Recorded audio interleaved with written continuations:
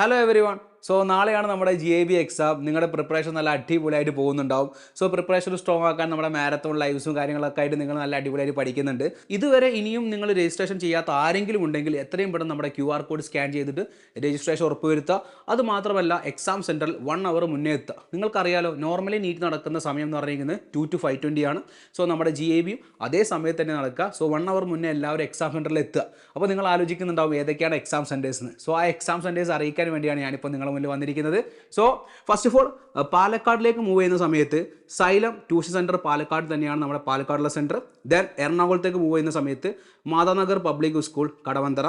Then Kollam Fathima Matha national college കൊല്ലത്താണ്. അതേപോലെ ആലപ്പുഴയിൽ Matha senior secondary school.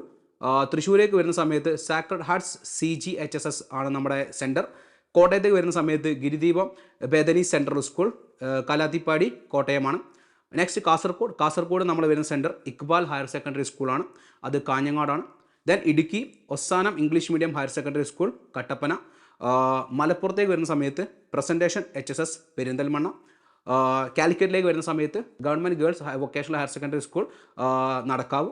Then കണ്ണൂരേക്ക് വരുന്ന സമയത്ത് കണ്ണൂർ 2 സെൻറ്റേഴ്സ് നടക്കുന്നുണ്ട്. ഒന്ന് കണ്ണൂർ ടൗണിലും അതേപോലെ ഒന്ന് തലശ്ശേരിയിലും. കണ്ണൂർ നമ്മുടെ സെൻറ്റർ എന്ന് പറയുന്നത് ശ്രീപുരം ഇംഗ്ലീഷ് മീഡിയം സ്കൂളാണ്. തലശ്ശേരി നമ്മുടെ സൈലത്തിൻ്റെ സെൻറ്ററാണ്, ട്യൂഷൻ സെൻറ്ററാണ്. കൽപ്പക ആർക്കേഡിലാണ് നിൽക്കുന്നത്, നിങ്ങൾക്കറിയാം. ദെൻ പത്തനംതിട്ടയിലേക്ക് വരുന്ന സമയത്ത് കത്തോലിക്കേറ്റ് HSS പത്തനംതിട്ട മക്കാംകുന്ന്. അതേപോലെ വയനാട്ടിലേക്ക് വരുന്ന സമയത്ത് saint Joseph convent school Kalpetta. Then last one Trivandrum saint Joseph model HSS Mar Ivanios Vidyanagar. ഇവിടെയാണ് നമ്മുടെ സെൻറ്റേഴ്സുകൾ ഉണ്ടാവുക. സോ ഈ സെൻറ്റേഴ്സിലേക്ക് നിങ്ങൾ നിർബന്ധമായിട്ടും എക്സാമിന് വരുന്ന സമയത്ത് 1 മണിക്കൂർ മുന്നേ എത്തി നിങ്ങളുടെ രജിസ്ട്രേഷൻ കാര്യങ്ങളൊക്കെ ഉറപ്പ് വരുത്തുക. നിർബന്ധമായിട്ടും നിങ്ങളൊരു ID കാർഡ് നിങ്ങളുടെ കൂടെ കരുതുക. സോ ആ ID കാർഡ് വെച്ചിട്ടായിരിക്കും നിങ്ങളുടെ വെരിഫിക്കേഷൻ ഉണ്ടാവുക. സോ അടിപൊളിയായിട്ട് എക്സാംസ് എഴുതുക. ഈ GAB നിങ്ങളതാക്കി മാറ്റുക, നന്നായിട്ട് പെർഫോം ചെയ്യുക. സോ മോക്ക് എക്സാം എത്രത്തോളം ഇമ്പോർട്ടൻ്റ് ആണെന്ന് ഞാൻ നിങ്ങൾക്ക് പറഞ്ഞു തരേണ്ട ഒരാവശ്യമില്ല. All the very best. By.